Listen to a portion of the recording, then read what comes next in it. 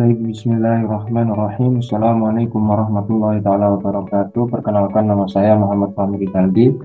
dari jurusan Fakultas Syariah, dari Hukum Keluarga Islam, lebih tepatnya dengan nomor induk mahasiswa 2002011111176, yang mana di sini saya akan menjelaskan mengenai proses atau alur pemeriksaan perkara tata usaha negara atau yang disebut dengan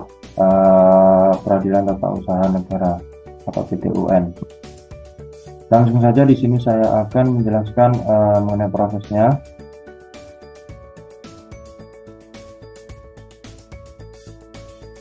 Oke, di sini yang pertama adalah ketika kita melakukan gugatan, lebih tepatnya di dalam perkara peradilan tata usaha, yang mana di situ dijelaskan di dalam pasal 56 UU dari Peratun sendiri, yang kemudian dilakukan sebuah penelitian administrasi atau pengkajian dari gugatan tersebut atau dari pemeriksaan berkas-berkas yang ada, yang mana di situ tercantum di dalam pasal 59 UU dari Peratun sendiri. Yang selanjutnya, setelah melakukan dari proses penelitian administrasi, lanjutlah dari dismissal proses, yang mana proses ini suatu proses dari berkas-berkas itu dikumpulkan menjadi satu atau melakukan dari setelah penelitian administrasi selesai, yang mana tercantum di dalam pasal 62 ayat 1 UU dari Peratun sendiri. Setelah selesai adanya proses dismissal proses, hal tersebut bisa dari gugatan tersebut bisa tidak diterima, yang mana jika perlawanan hal tersebut dari gugatan tersebut tidak memiliki dari kekuatan hukum tetap atau tidak diterima oleh dari majelis hakim, yang mana bisa melakukan perlawanan yang sesuai di dalam pasal 62 ayat 3 UU dari Peratun sendiri, yang kemudian hal tersebut bisa ditolak atau tidak diterima juga karena hal tersebut tidak memiliki kekuatan hukum yang tetap. Setelah itu bisa juga dari perlawanan dari suatu gugatan tersebut setelah adanya proses dismissal proses, bisa gugatan tersebut dikabulkan, yang mana dicantumkan di dalam pasal 62 ayat 15 UU dari Peratun sendiri, yang kemudian bisa melangsungkan proses persidangan dengan proses yaitu persidangan acara biasa yang sesuai di dalam pasal 63 UU dari Peratun sendiri.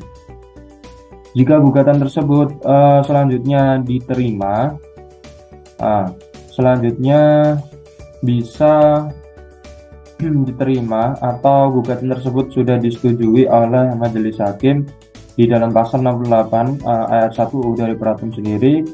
kemudian bisa melangsungkan juga proses dari acara persidangan, yaitu dengan acara biasa di dalam pasal yang sudah saya jelaskan tadi 63 UU dari Peratun sendiri. Yang kemudian di situ dari proses acara perkara tersebut, dari proses persidangan acara biasa, barulah dilakukan proses pemeriksaan persiapan dari kesiapan proses persidangan, yaitu mulai dari berkas-berkas dengan para bukti, saksi, dan lain sebagainya di dalam pasal 63 UU dari Peratun sendiri. Yang kemudian setelah dilakukan proses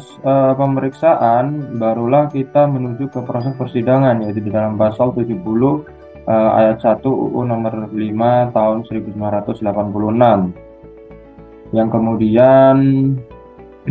memiliki dari lanjutan jawaban yang sudah ada atau untuk dipersiapkan dari persidangan tersebut. Misalnya jika dari gugatan tersebut bisa diterima juga, dari hal tersebut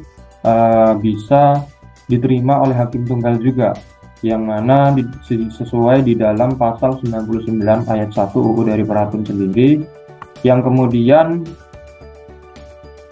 bisa dilangsungkan dengan acara persidangan, yaitu acara cepat, yang mana di dalam pasal 9 UU dari Peratun sendiri. Yang kemudian selanjutnya bisa melangsungkan proses persidangan di dalam pasal 70 ayat 1 UU nomor 5 tahun 1986,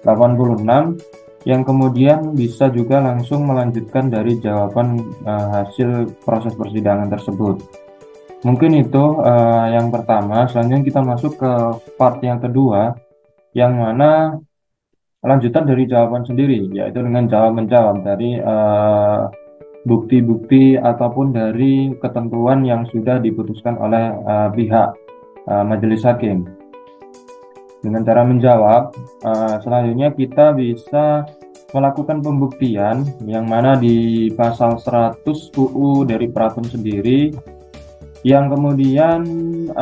bisa diambil suatu kesimpulan yang mana di dalam pasal 56 UU dari Peratun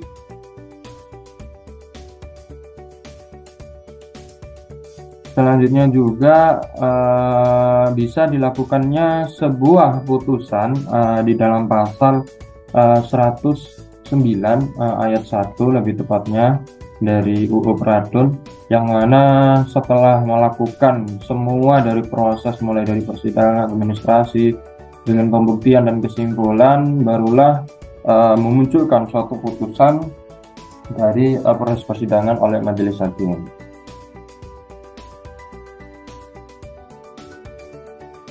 Setelah adanya putusan, hal tersebut bisa berkekuatan hukum tetap, yang kemudian bisa dilangsungkannya sebuah eksekusi di dalam pasal 115 dan 116 UU dari Peratun, yang mana setelah adanya kekuatan hukum tetap bisa dilakukan eksekusi atau langsung diberlakukannya dari hasil keputusan tersebut. Jika putusan tersebut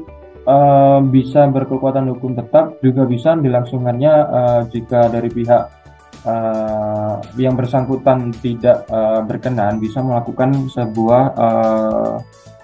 banding atau nantinya di dalam pasal 122 UU ayat 1 UU dari Peratun sendiri, dan pasal 45A UU nomor 5 tahun 2004 yang mana sudah berkekuatan hukum tetap, bisa dilangsungkannya eksekusi, dan selanjutnya bisa juga berlangsung pada tahap kasasi atau di dalam pasal 131 UU Peratun sendiri dan 29 UU nomor 14 tahun 1985, yang mana juga sudah berkekuatan hukum tetap. Jadi di antara kedua tersebut, jika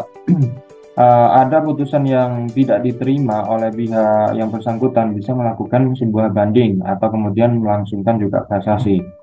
Seperti itu. Selanjutnya dari tahap kasasi sendiri bisa dilakukan sebuah peninjauan kembali atau melihat dari semua berkas-berkas atau dari semua kekuatan hukum tetapnya, atau juga dari hal pembuktian dan lain-lain sebagainya sebagai peninjauan kembali di dalam pasal 132 ayat 1 UU dari Peratun dan pasal 77 UU nomor 5 tahun 2004, yang kemudian bisa dilangsungkannya sebuah eksekusi. Ya, mungkin itu saja dari saya. Bila ada kurang lebihnya, saya mohon maaf. Wabillahi taufiq wal hidayah. Wassalamualaikum warahmatullahi wabarakatuh.